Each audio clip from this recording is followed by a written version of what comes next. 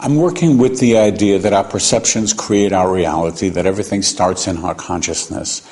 And when I'm interacting with someone in giving them a healing, for example, that principle is true for me, and it's also true for the person who's coming for the healing.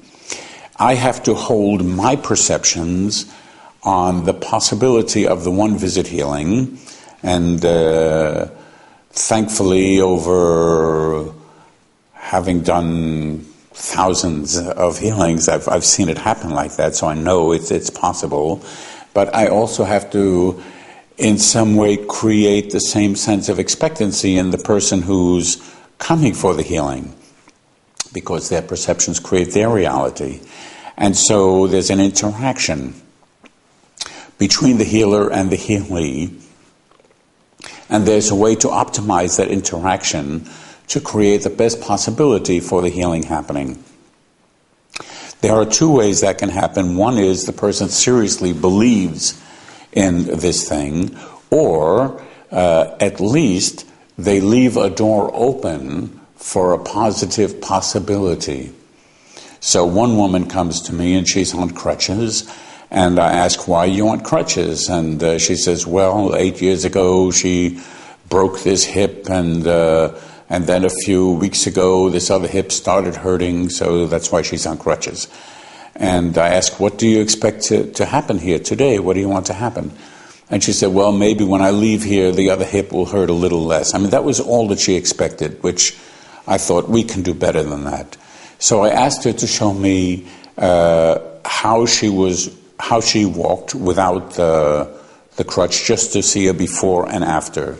And she was dragging herself around a bit painfully, and I said, okay, that's just where it is now. We can see what it is after.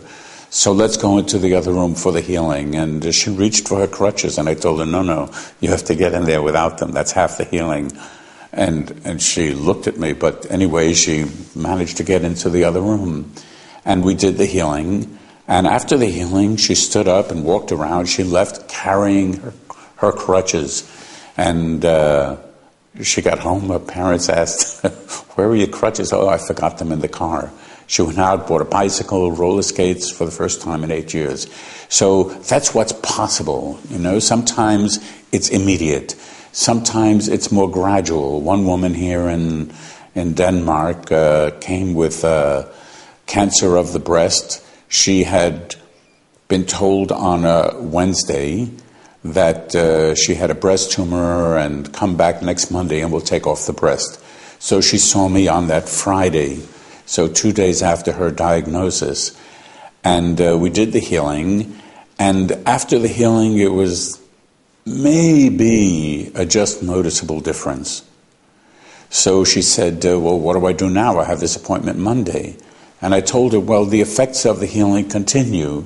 So go for the appointment, and if they measure something different on Monday, they have to come up with a different prognosis. She called me from the hospital. Yes, it's smaller now, in fact, and they say they don't have to take off the breast. Now they say they can just take out a section. And they want me to come back Wednesday to do that.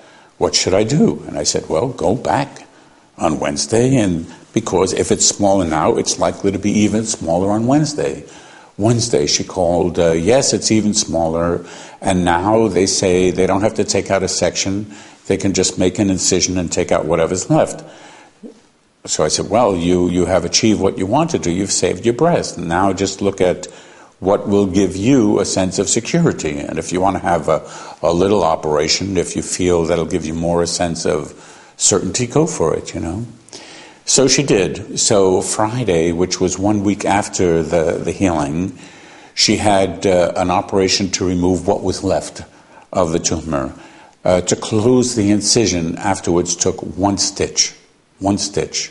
And this was something that a few days before, just the week before, she was told that she would have to lose her breast. So sometimes things are happening immediately, sometimes things are taking a little bit of time, and sometimes things take more time. That's part of the dynamic between the healer and the healee, and the degree to which the person who has received the healing is open to something changing in their consciousness, to release the ideas, the beliefs that created the symptom, and to be open to a different way of looking at things, a different way of seeing things, a different way of thinking. And generally, after the healing, what happens in the person's consciousness is their consciousness continues to open. They have realizations, understandings, answers to questions. Things make sense in a different way. They make different decisions. The old decisions just don't make sense anymore. And I don't need to do that. I need to do this. Sometimes things that they saw as problems, they suddenly say, oh, it's not a problem. In fact, it could be something working in my favor. Or the solution to the problem becomes immediately apparent. Oh, the answer was there all the time. I was too busy seeing the problem to see the solution. So things happen in their consciousness, in their beliefs, in their perceptions, in the way things are happening around them. And as I say, that's a dynamic. That's not something fixed. So we may not say it will always happen like this. We can only say, what is the potential for that to happen?